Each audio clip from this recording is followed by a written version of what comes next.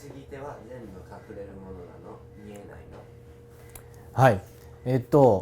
継ぎ手がですね、いっぱいこう作られてですね、建物っていうのは存在してるんですけれども、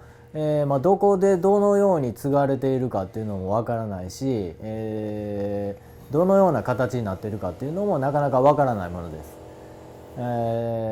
別にその継ぎ手をですね見せるために、構造体として作るわけではなくてですね、構造体を作るためにその継ぎ手を利用しているということになります。ですから、継ぎ手は構造体が出来上がった後見えなくなってしまうっていうのは当然でですね、そこが、継ぎ手のまた面白い場所、ね、美しさを人をね、魅了するものになってるんじゃないかなと思います。